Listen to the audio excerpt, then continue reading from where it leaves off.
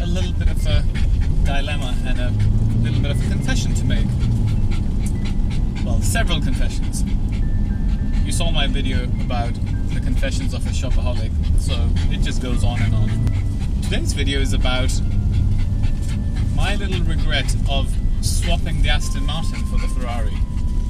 As you know, I love the Aston Martin, and it commands a certain type of respect and a certain type of appreciation from the general population, the masses.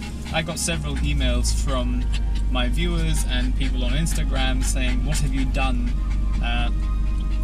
The Aston was just immaculate in every possible way. The engine, the finish, the leather, the sound system. I mean, there was nothing that I could say was wrong with that car. It's just a beautiful machine. And Astons, I don't know why they, in the car hierarchy, are not as high as they should be, because they are really amazing cars. And anyway, but I'm not saying that I regret buying this car. What I'm saying is I regret getting rid of the Aston. But what's actually happened is that since owning this car, I have realized that this is a completely different league from the 911, the Porsche 911 GTS that I have. And I've been in the 911 or the Porsche ecosystem for the last 15-20 years, and I've been a die-hard fan of the Porsche brand. I never actually tried, tested, looked at any other cars because I was so obsessed with them, and I think that's the cult following that Porsche have. Whereas now, having owned this car for a few weeks, this is another league. I mean, my god, this car is amazing. Of course, the 911 is 430 brake horsepower with low torque compared to this. This is 550 brake horsepower. It is much more powerful, but the way it delivers the power, yes, it's a turbo engine, but there's no turbo lag, there's no turbo whistle, the spooling up of the turbo sound that I find very annoying in the new 911s.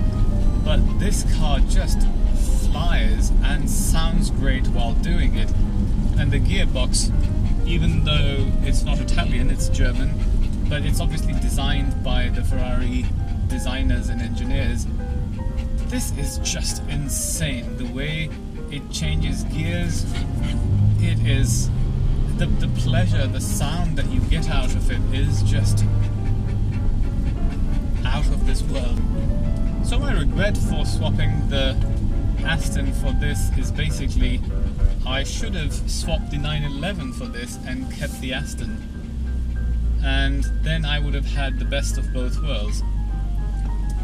For the last 2.5 weeks of owning this car, every time I drive the 911, I feel like it's sluggish, it's slow, it's bumpy, the ride is tough. I know a lot of die-hard Porsche fans will say it's a real driver's car and it's this and that and the other. The thing is, I've always said this in my videos, I'm not a race car driver, I don't brag about my driving skills. So yeah, I thought I should make a video and confess.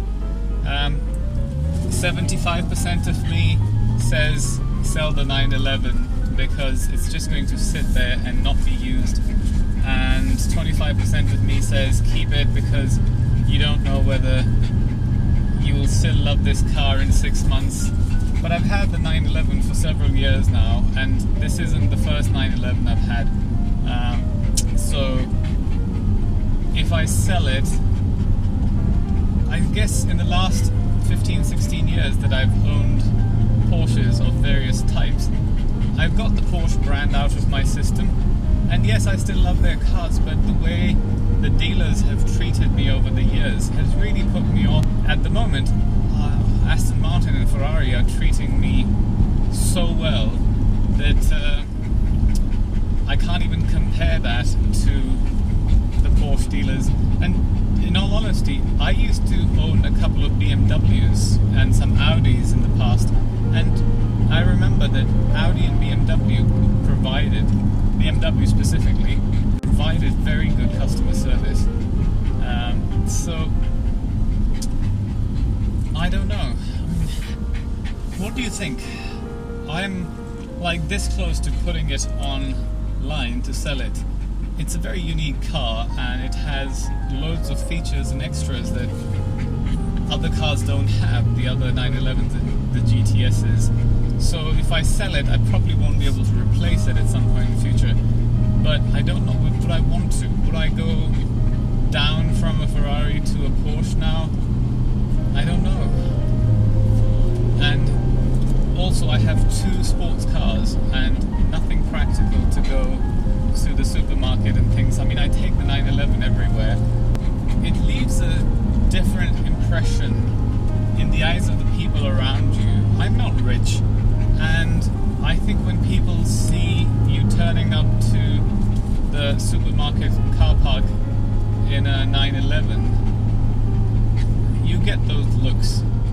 Mind you, the other thing that I always think about is I have really loved and taken care of that 911.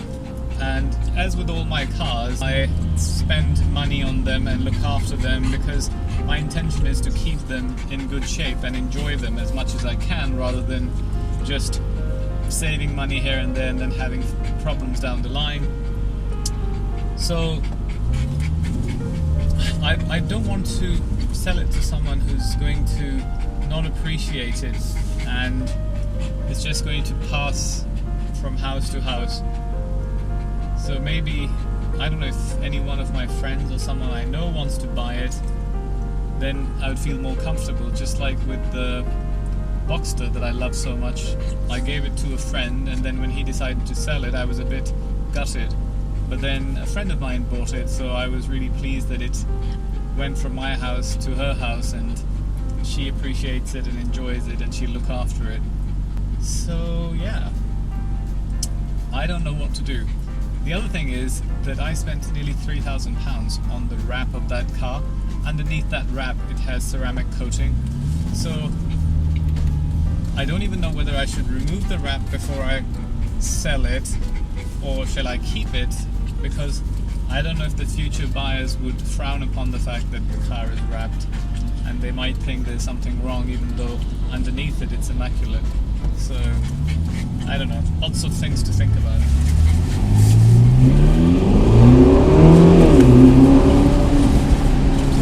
How could you get bored of this?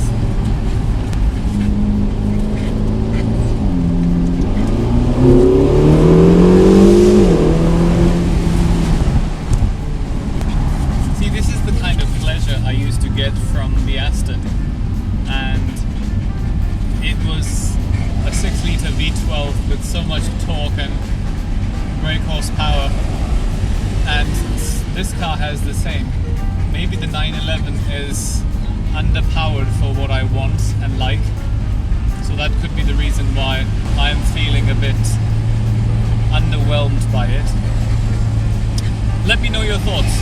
Very eager and keen to hear what people around the world, in the car world, the car enthusiasts think.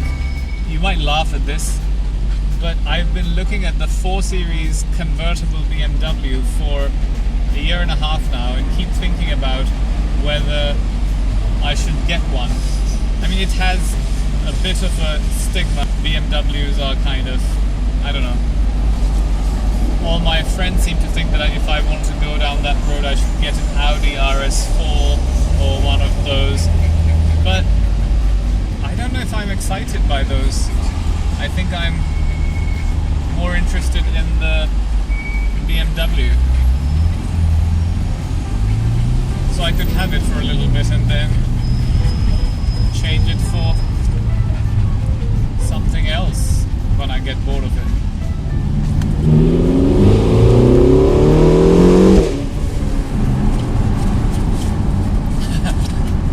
When you switch gears, it does this massive backfiring sound, which is amazing.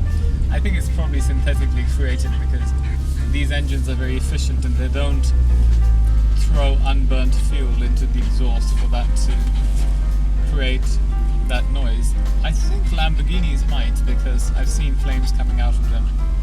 So they must burn fuel like hell because they're pumping fuel through the exhaust.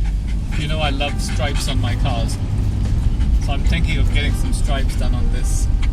Many of you will disagree because I know people don't like stripes and things, but it's my thing. I like stripes.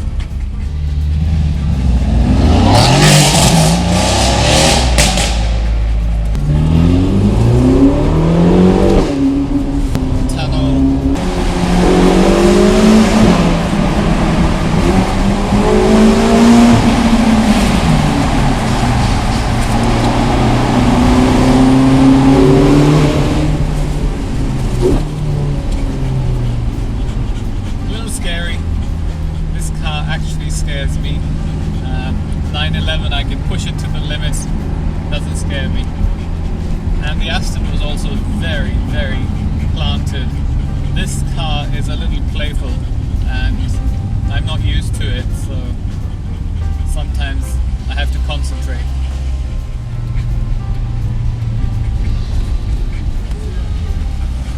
There are lots of kids running around with cameras in London, especially in this part and Sloane Street. They seem to want to take pictures of cars all the time.